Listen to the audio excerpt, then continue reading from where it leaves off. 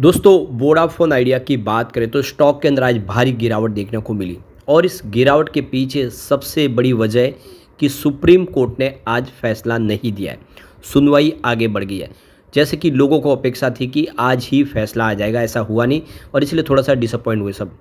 लेकिन दूसरी तरफ बाजार में गिरावट का माहौल भी है, उसका भी असर देखने को मिला है। स्टॉक इंट्राडे में काफ़ी ज़्यादा गिरा, 9-10% की गिरावट हुई, लेकिन वहाँ से कुछ रिकवरी भी देखने को मिल रही है।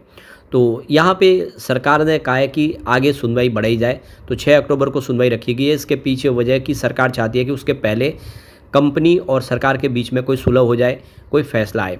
तो ये आउट ऑफ कोर्ट सेटलमेंट की तैयारी की जा रही है और एक रास्ते पे पहुंच के उसके बाद में सुप्रीम कोर्ट उसके ऊपर निर्णय दे दो, अच्छी बात है। तो कुल मिला के बातें सारी पॉजिटिव और चिंता की कोई बात नहीं। लेकिन इसके बीच में एक चौंकाने वाली खबर निकल कर आई है। वोडाफोन आइडिया के डिस्ट्रीब्यूटर ने करीब 1 करोड़ रुपए की धोखाधड़ी महाराष्ट्र में कर दी है। पूरी अपडेट क्या है उसको भी समझेंगे इस वीडियो के माध्यम से। लेकिन फ्रेंड्स, उससे पहले अगर आप पहली बार हमारे चैनल पे आए तो चैनल को सब्सक्राइब कर दीजिए, एक बेल आइकॉन दबा दीजिए ताकि जब भी नया वीडियो बने पहला नोटिफिकेशन आपको मिले। वीडियो पसंद आए तो लाइक से ज़रूर कीजिए।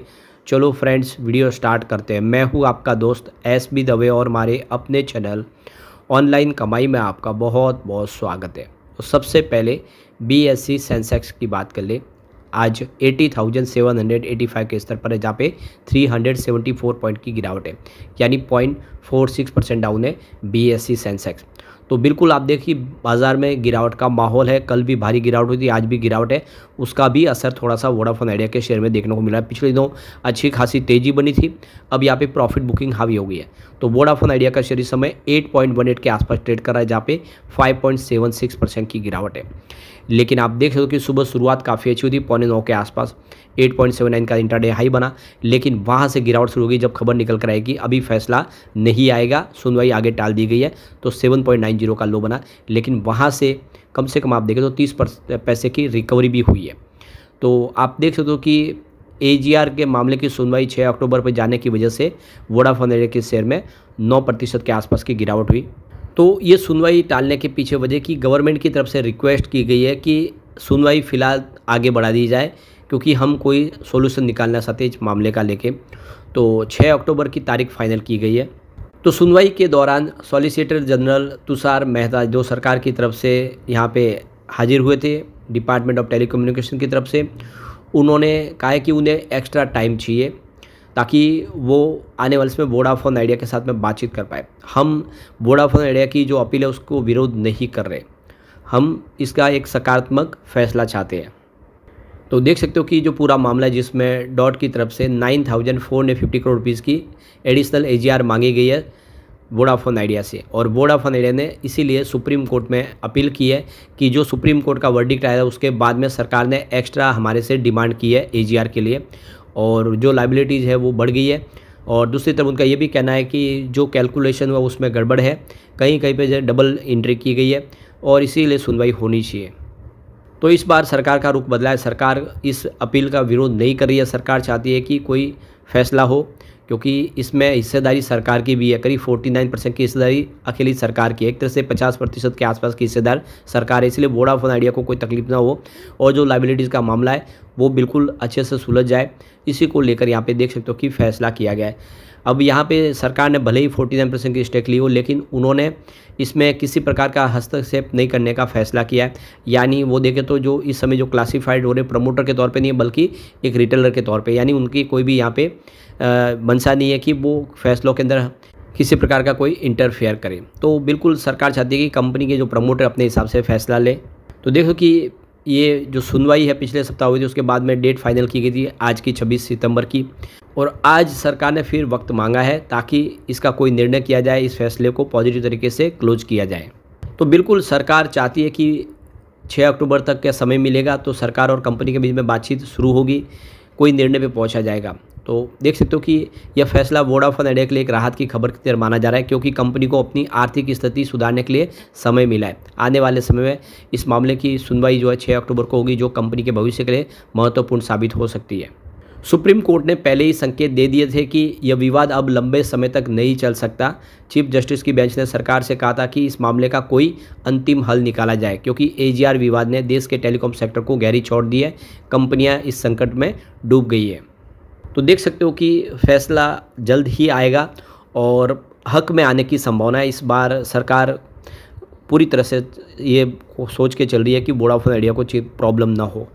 अब देख ही सकते हो कि सरकार की पहले से मंशा है कि यहाँ पे 2 कंपनियों का आधिपत्य न हो, 3 कंपनियाँ हो, ताकि बिजनेस जो है कंपटीशन बनी रहे। तो वोडाफोन आइडिया को किसी भी तरह से सरकार को ज़िंदा रखना है, तो सरकार इसके लिए हर तरह से कोशिश करेगी। बहुत सारे एम्प्लॉय के रोज़गार का सवाल है और आप देख सकते हो कि हर जगह पे नेटवर्क जो लगे हुए हैं वो अचानक से सब बंद करना या फिर बिल्कुल किसी प्रकार से किसी के लिए भी ठीक नहीं होगा। तो सरकार कुछ ना कुछ रास्ता निकालेगी ज़रूर और वोडाफोन आइडिया आने वाले समय इसका फ़ायदा मिलेगा ही मिलेगा।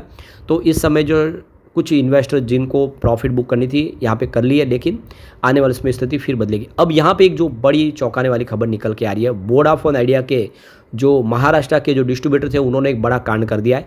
1 करोड़ का आसपास का उन्होंने घोटाला किया है। तो ये देखो कि नासिक में वोडाफोन आइडिया अपने अधिकृत वितरकों ने तकनीकी हेराफेरी करके करीब 1,02,40,000 रुपये का घोटाला किया है। यह मामला कंपनी के पुणे मुख्यालय द्वारा किए गए ऑडिट में उजागर हुआ है। कंपनी के कानूनी सलाहकार व प्रतिनिधि स्वप्निल अशोक लटावार ने पुणे के गंगापुर पुलिस थाने में इसके पूरे मामले को लेकर देख सकते हो कि एफआईआर दर्ज कराई है। यहाँ पे आरोपियों के नाम की बात करें तो दीप्ति सोनजे, संदीप सोनजे, दीपक मोटे और भूषण आहेर बताए गए, जो नासिक में कंपनी के अधिकृत प्रतिनिधि और वितरक हैं। दीप्ति सोनजे गंगापुर रोड स्थित महात्मा नगर में स्वामी राज इंटरप्राइजेस की संचालक है। सितंबर 2022 से दिसंबर 2022 के बीच में कंपनी की ओर से वितरकों को दिए गए ई टॉपअप डिस्ट्रीब्यूटर आईडी और लॉगिन पासवर्ड का दुरुपयोग किया गया है। आरोपियों ने बार बार एप्लीकेशन सिस्टम में अनधिकृत बदलाव कर डिफ़ॉल्ट प्रोफाइल को MNP मोबाइल पोर्टेबिलिटी में बदलाए। इसके चलते उन्हें तय कमीशन से अधिक राशि ई टॉप बैलेंस के रूप में मिलती रही है। इस तकनीकी छेड़छाड़ से आरोपियों ने नियमित कमीशन के अलावा अवैध रूप से अतिरिक्त लाभ कमाया और कंपनी को भारी आर्थिक नुकसान पहुंचाया। कंपनी ने आरोपियों को कानूनी नोटिस भेजकर जवाब मांगा था, लेकिन कोई संतोषजनक जवाब नहीं मिला। इसके बाद 23 सितंबर को यहाँ पे शिकायत दर्ज करा दी गई है। तो टोटल ये जो धोखाधड़ी की है, एक तरह से ये पूरी तरह से मास्टरमाइंड तरीके से इन्होंने काम किया है।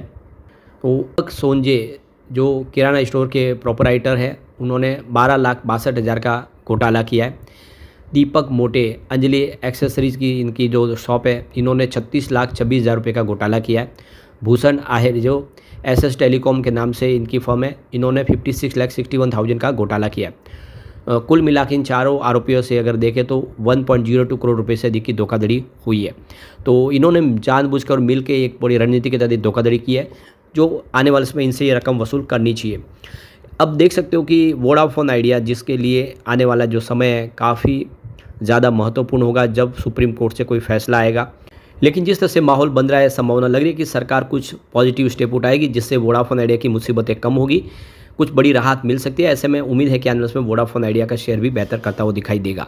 लेकिन फ्रेंड्स, कोई भी इन्वेस्टमेंट करने से पहले अपने फाइनेंशियल एडवाइजर से एडवाइस ले ले या अपना खुद का रिसर्च करें, क्योंकि मैंने वीडियो आपके एजुकेशनल पर्पज़ के लिए ही बनाया। वीडियो पसंद आए तो लाइक से जरूर कीजिए और चैनल को सब्सक्राइब कर दीजिए। Thank you friends.